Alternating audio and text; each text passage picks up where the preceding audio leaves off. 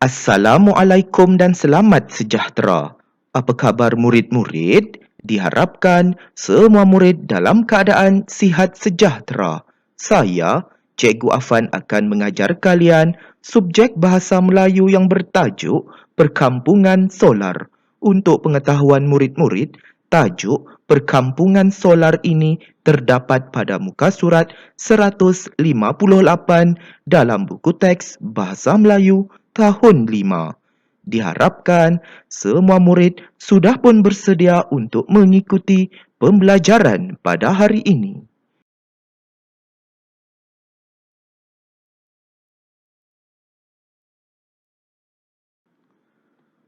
Standard pembelajaran pada hari ini iaitu 2.3.2 membaca dan mempersembahkan karya sastera dan karya bukan sastera dengan pelbagai bentuk penyampaian.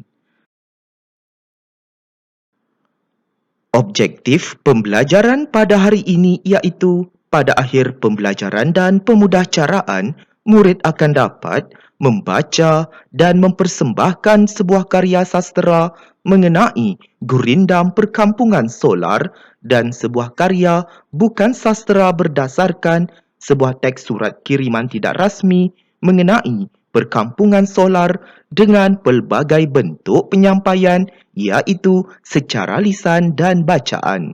Kedua, mencatat sekurang-kurangnya 3 maklumat daripada sebuah karya bukan sastera berdasarkan sebuah teks surat kiriman tidak rasmi mengenai perkampungan solar yang dibaca, dilihat dan didengar dalam bentuk grafik.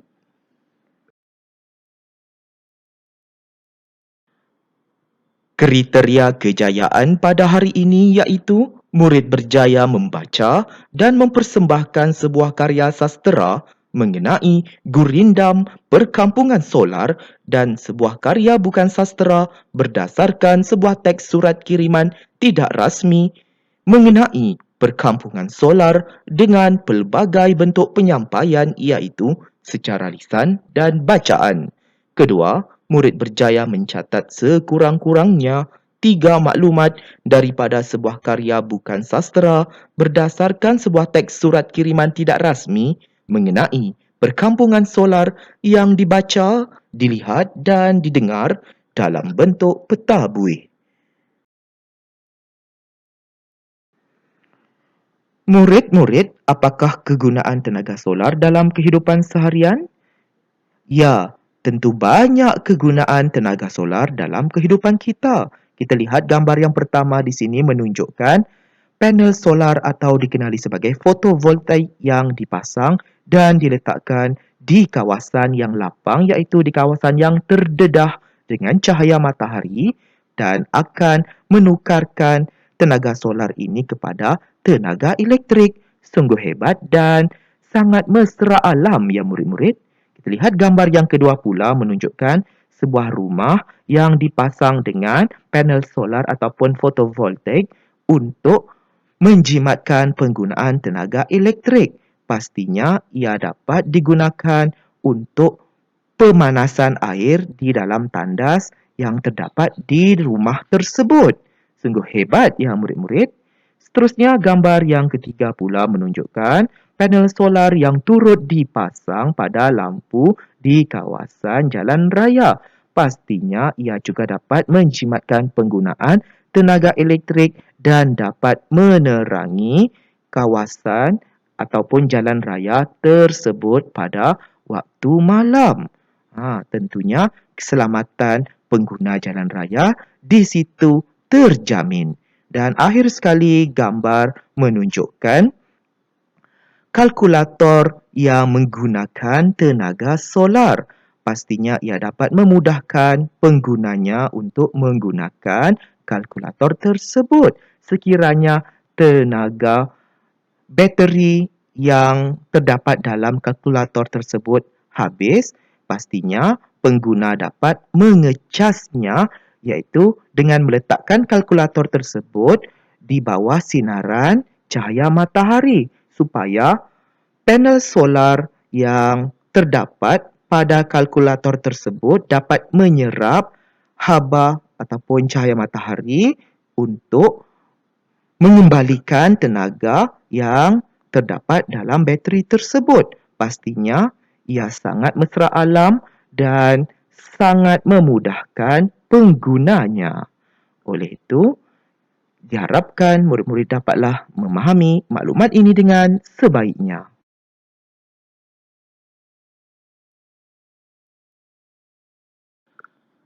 Baiklah murid-murid, mari kita membaca surat kiriman tidak rasmi mengenai perkampungan solar dengan sebutan dan intonasi yang betul. Afifi telah menerima sepucuk surat daripada kawannya di Sarawak. Baiklah murid-murid, lihat di situ alamat yang tertera di sebelah kanan di atas itu. Surat ini daripada siapa? Ya, daripada Jimmy anak Rebai.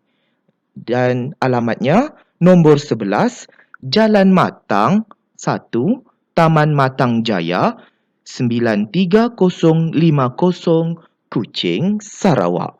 Dan di situ disertakan tarikh surat itu ditulis iaitu 18 Julai. Murid-murid boleh letakkan di situ 2021. Ataupun tahun apa-apalah yang sesuai. Menemui sahabatku, saudara Afifi yang kini berada di Johor Bahru.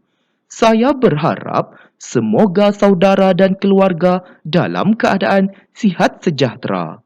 Saudara, tujuan saya menulis surat ini adalah untuk menceritakan pengalaman saya sekeluarga semasa bercuti di Long Liwok, Baram, Miri, Sarawak.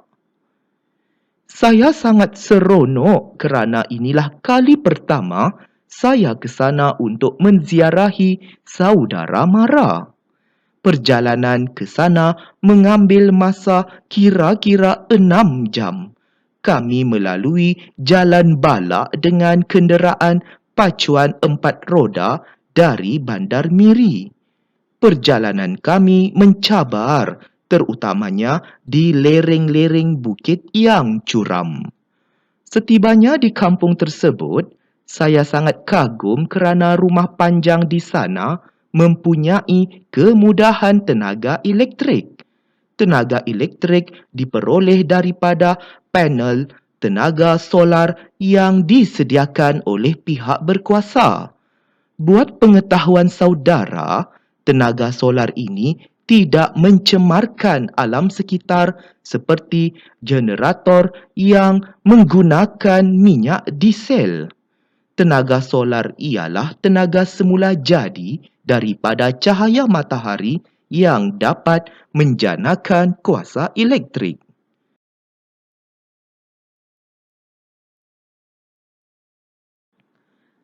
Kini, corak kehidupan masyarakat di situ turut berubah dengan adanya bekalan elektrik.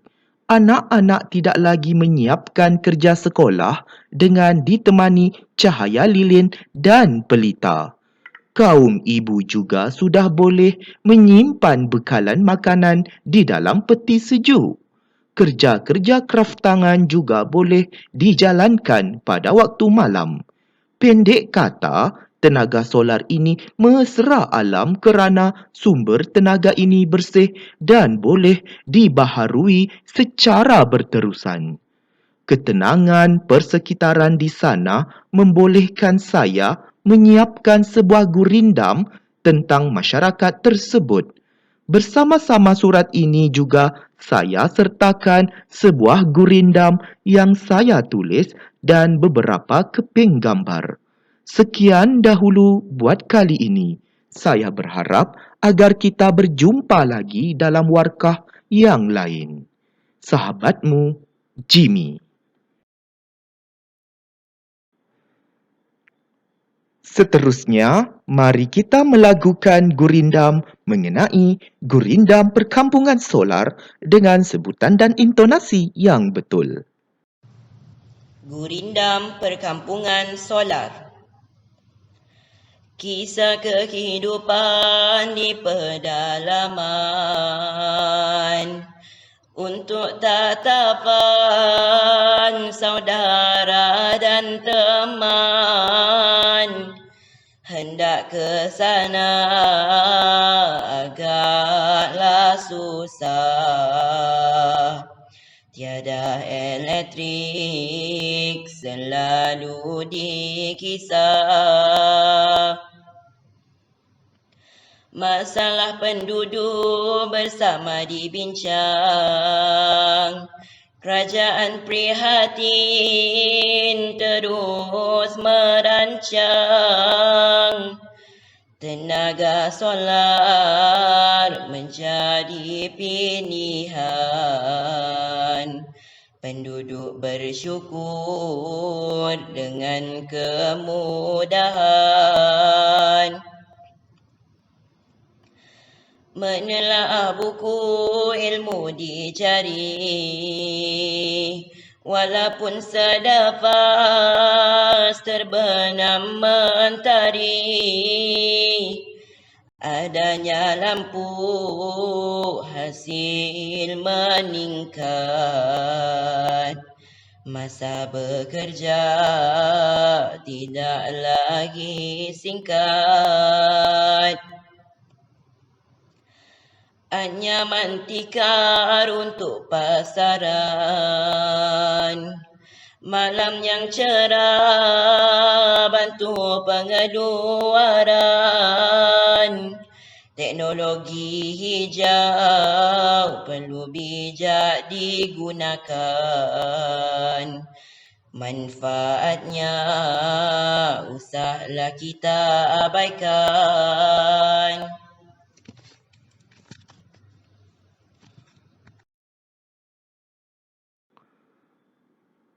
Seterusnya, mari kita menjelaskan maksud gurindam perkampungan solar ini. Baiklah murid-murid, di sini Cikgu Afan telah pun membantu murid-murid untuk menjelaskan maksud bagi gurindam perkampungan solar. Untuk pengetahuan murid-murid, dalam gurindam ini telah pun dinyatakan 8 rangkap. Oleh itu, kita bersama-sama untuk menjelaskan rangkap yang pertama, iaitu Jimmy mahu menceritakan pengalamannya mengenai kehidupan di pedalaman kepada kawan-kawannya. Seterusnya, rangkap yang kedua bermaksud perjalanan ke kawasan pedalaman memang sukar dan masalah ketiadaan elektrik di sana selalu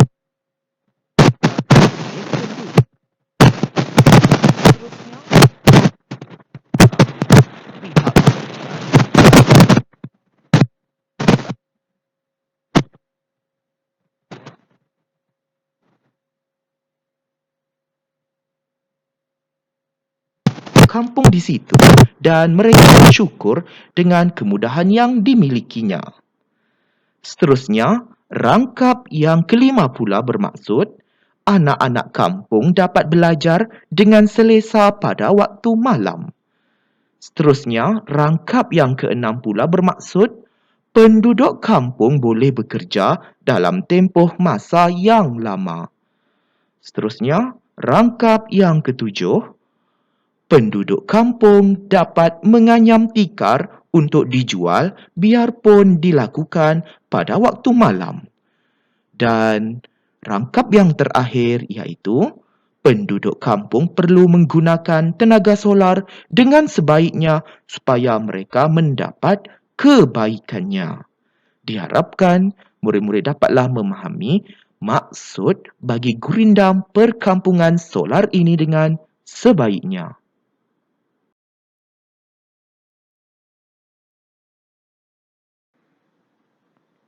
Seterusnya, mari kita mengecam maklumat penting yang terdapat dalam surat kiriman tidak rasmi mengenai perkampungan solar. Untuk pengetahuan murid-murid, surat kiriman tidak rasmi yang ditulis oleh Jimmy Anak Rebai ini telah pun menyatakan dalam suratnya iaitu manfaat ataupun kelebihan maupun kebaikan mengenai tenaga solar kepada penduduk di kawasan pedalaman. Oleh itu, kita lihat maklumat yang pertama iaitu manfaat ataupun kelebihan tenaga solar kepada penduduk pedalaman di situ ialah murid-murid boleh lihat dalam kotak yang berwarna hijau di sebelah kanan itu yang telah Cikgu Afan nyatakan di situ, tenaga solar tidak mencemarkan alam sekitar. Itulah maklumat penting mengenai manfaat ataupun kebaikan ataupun kelebihan tenaga solar kepada penduduk di kawasan pedalaman yang pertama.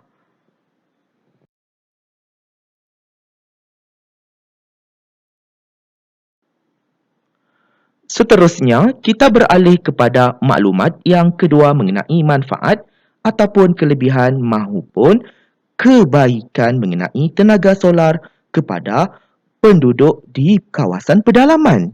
Oleh itu, kita lihat maklumat yang kedua iaitu anak-anak dapat belajar pada waktu malam. Seterusnya, maklumat yang ketiga iaitu kaum ibu boleh menyimpan bekalan makanan di dalam peti sejuk.